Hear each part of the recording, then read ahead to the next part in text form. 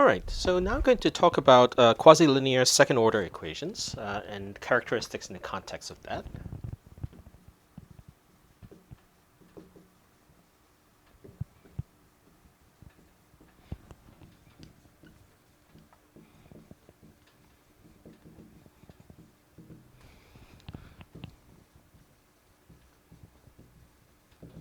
And what we're going to see is that, thinking about these quasi-linear second-order equations from the context of characteristics is going to lead to this classification we had introduced earlier of second-order PDEs, right, in terms of elliptic, parabolic, and hyperbolic equations. And so in particular, you'll see how it's like this characteristic equation arises when you think about trying to solve second order quasi-linear. It's like PDEs, it's like using the method of characteristics, if you will. Okay, so we're going to consider equations of the form a u xx plus b u xy plus c u yy plus e equals to 0. Okay, and then so a, b, c, and e can be functions of x, y, u, ux, and uy. Okay? And then such a system, such an equation is said to be quasi-linear.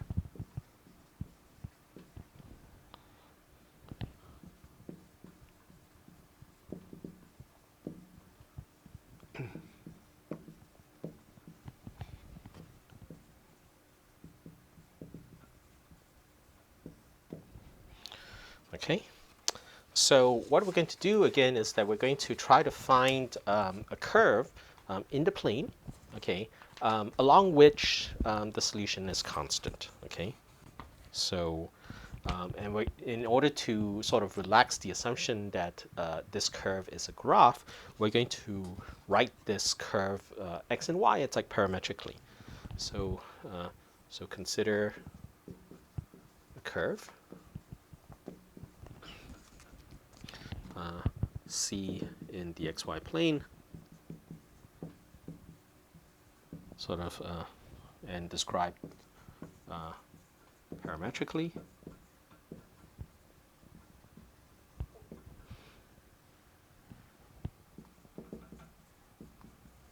Okay, so let's say x is a function of some parameter s, and y is a function of a parameter s as well.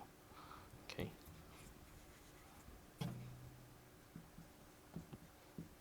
And then s is just some real valued parameter. Okay.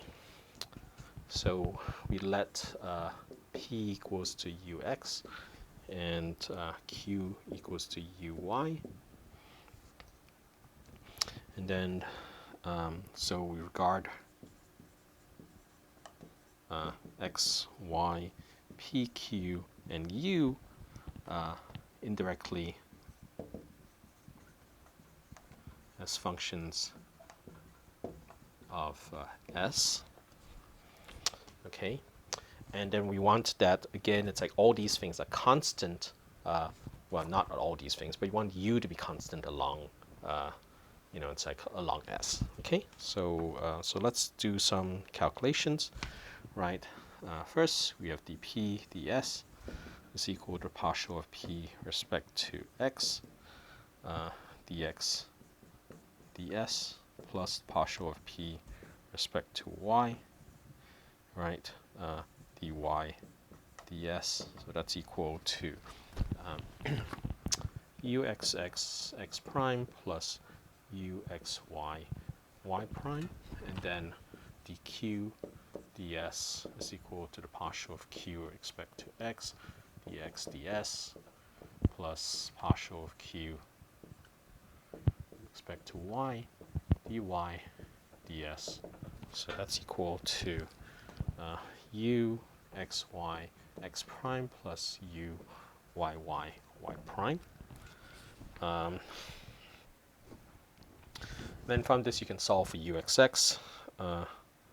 So uxx is equal to dp ds minus uxx y prime.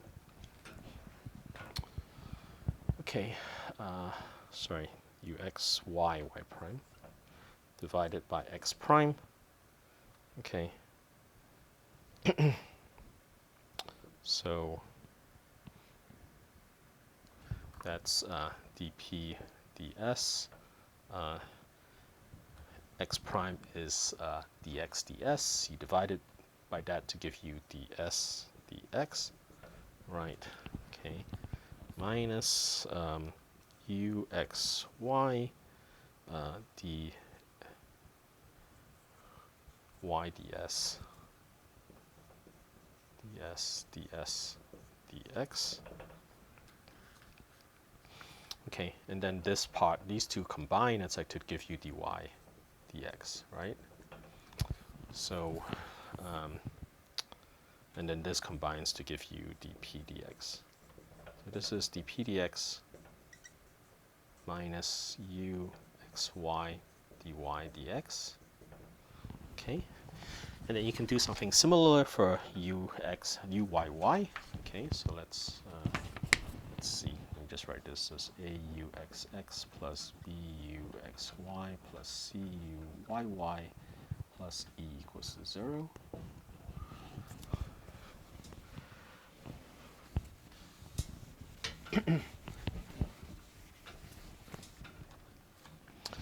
Okay, so we have that uxx is equal to dp dx, right, minus uxy dy dx.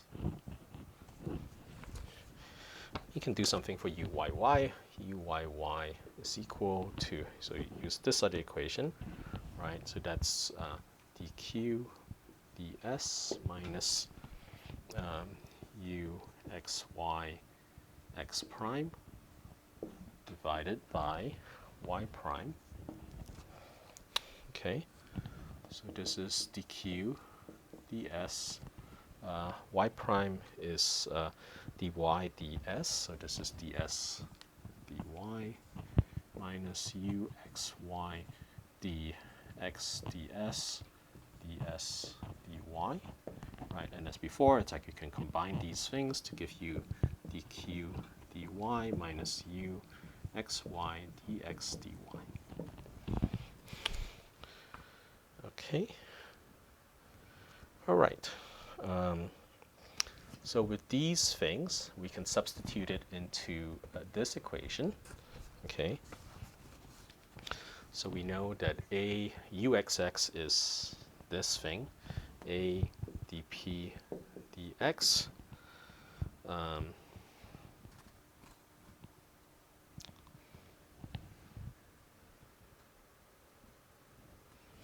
minus uxy dy dx plus buxy plus c. Uxx is written as dq dy minus uxy dx dy plus e is equal to 0. Okay.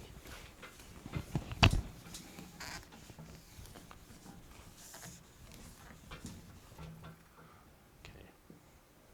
So uyy is equal to dq dy minus uxy dx dy. Okay. So I can multiply this throughout by dy dx. So multiply by dy dx. And then what you end up getting is a dp dx dy dx minus uxy dy dx squared plus buxy dy dx plus c dq dy dy dx. Okay, so I'm going to simplify this to dq dx minus uxy plus e dy dx is equal to 0. All right, so now I can collect terms, okay? So I can collect the terms involving uxy minus 2, so minus uxy, a dy dx squared plus b dy dx plus c plus a dp dx dy dx plus c dq dx plus e dy dx is equal to 0.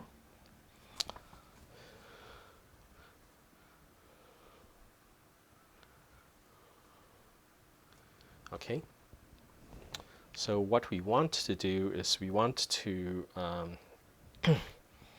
make this coefficient vanish. So I choose the curve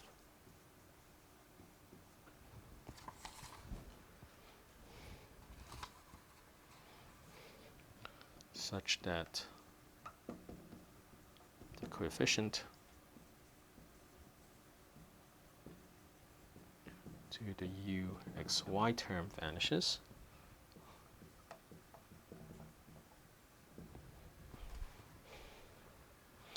So, this y and x is defined by this coefficient vanishing.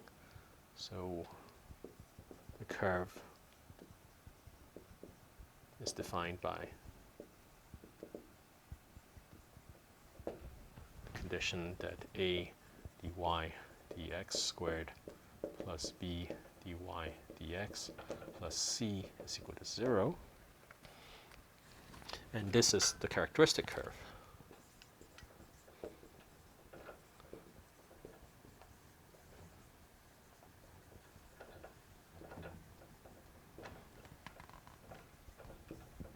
Okay. All right. So if you recall, it's like it's like when we classified differential equations to elliptic, parabolic, and hyperbolic, right? It had to do with the these a, b's, and c's, and in particular, it's like whether or not the the sort of the discriminant, right, was positive, negative, or 0, right? So that's really where all of this is coming from, is that the discriminant, it's like it comes from thinking about this second order quasi-linear differential equation and then using this sort of method of characteristics to give you what you want. Okay, so the discriminant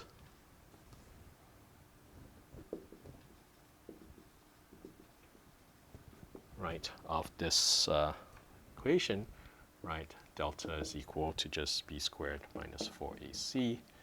And again, if delta is greater than 0 at the point x, y, and u, so it depends on the point and the solution, right, then the equation is hyperbolic at that point, right? If delta is equal to 0, at, again, x, y, u, then the equation is parabolic. And then if delta is less than 0 at this point, x, y, u, then the equation is elliptic. Okay, and so if you recall, it's like, and actually discussed this, like when we talk about this classification of PDEs, right, we had sort of the canonical examples, which are the heat equation, the wave equation, and Laplace's equation, right? So heat equation, which is uxx minus u y is equal to 0. So y is going to be time, really. The wave equation is uxx minus uyy is equal to 0. And then Laplace is uxx plus uyy is equal to 0. And I can look at what A, B, and C is. A, B, and C is 1, 0, 0. And then the discriminant associated with that is 0. And then the type is, so this is the equation. That's the name. So the type is that it's parabolic, right? So the heat equation is parabolic. The wave equation has coefficients 1, 0, -1, so delta. So the discriminant is 4. So this is hyperbolic. And then Laplace's equation is 1, 0, -1. Sorry, 1, 0, 1. So that's -4. And this is elliptic. Okay.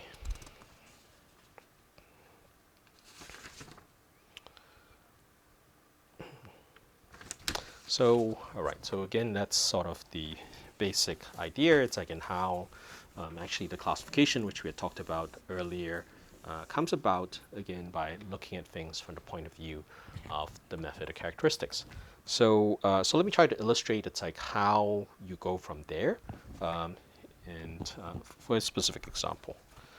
So let's look at an example. So what I'm going to do is I'm going to try to look for a characteristic curve or one of these quasi-linear second order equations, right? So let's consider the following. So y u x x plus x plus y squared acting on u x y plus x y u y y is equal to 0. So the differential equation which describes the characteristic equation, or the characteristic curve, right? So the characteristic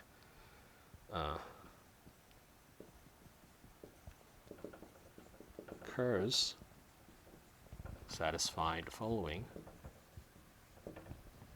right? That y dy dx squared minus x plus y dy dx plus xy is equal to 0.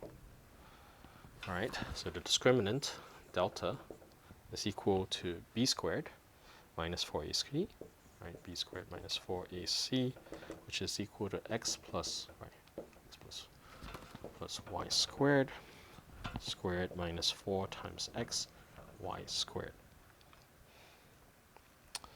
Okay, all right, so this is equal to x minus y squared, which is greater than 0, except on the curve. On the curve, x is equal to y squared. So this equation is hyperbolic, right, except on that surface. So let's see where we go with this.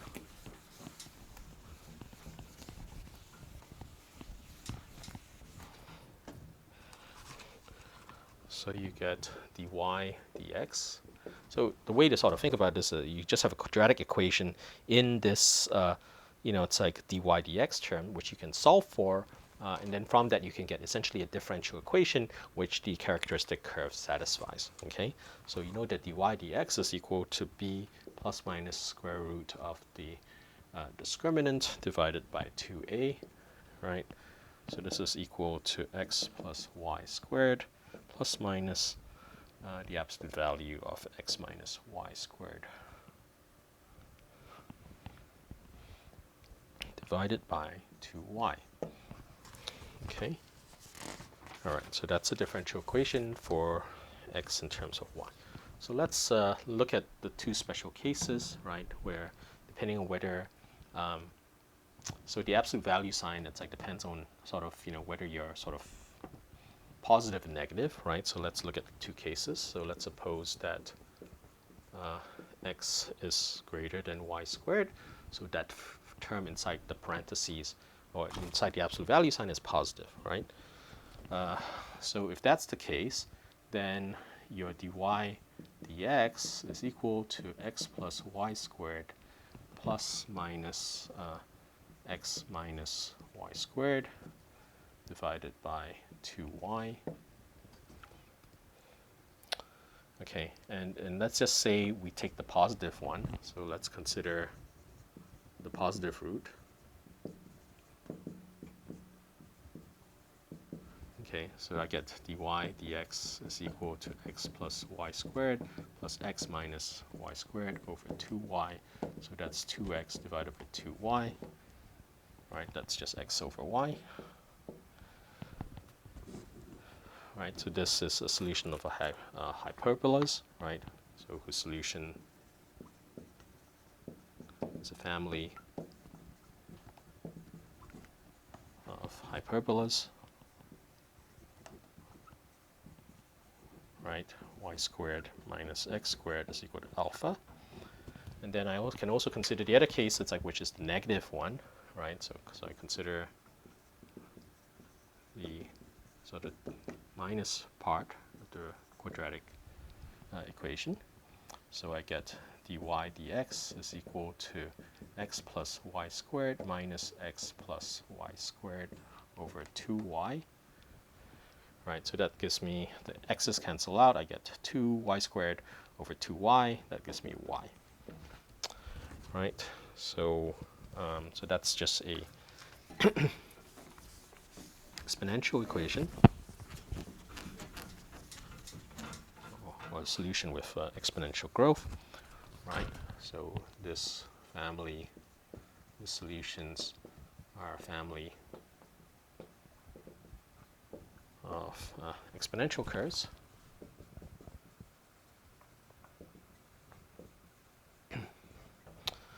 Y equals to beta e to the x. Okay, and then you can also consider the case where y squared is greater than x.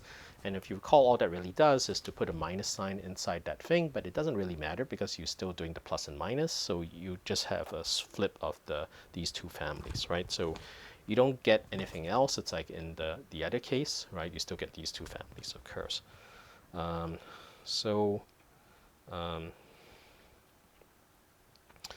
right.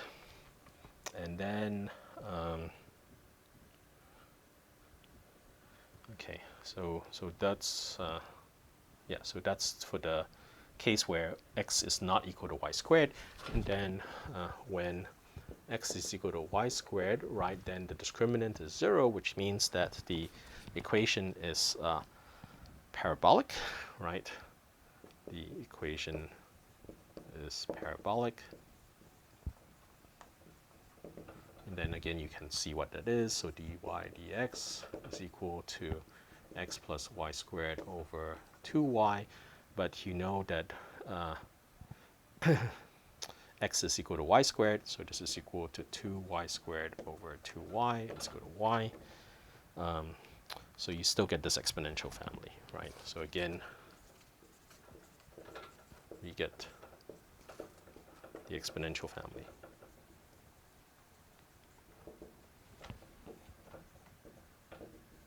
of curves.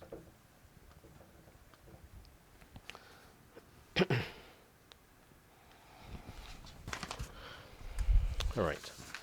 So in any case, it's, you know, we could go on, but again, the basic idea, if you will, is that, you know, once you have these characteristics, what ideally it's like should happen is that the solutions are constant along that, and if you happen to be at a point, right, where you're trying to find a solution u, and you can find the associated characteristic curve which goes through it, and if that characteristic curve happens to intersect some point that's like in the domain where you happen to know what the answer is, then you can use that existence of that characteristic curve and the characterization of the characteristic curve to compute the solution. It's like of that at that point, it's like which you're given. And if it turns out that the differential equations, it's like which describe the characteristic curves are too complicated to solve analytically, then of course you can use numerical ODE type techniques to compute approximations of those things. Okay.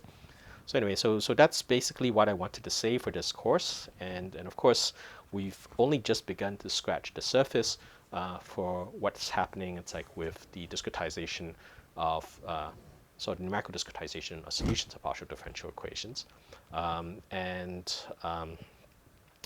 this is sort of addressed sort of in greater detail in our Math 175 course. So as a follow-up, there is Math 175, which addresses this whole question of numerical PDEs in greater detail. So if you're looking to learn a little bit more about numerical PDE methods, then I would recommend taking Math 175. So that's basically what I wanted to say for this course. Thank you very much for sticking with it, and I hope you enjoyed this course. Thank you.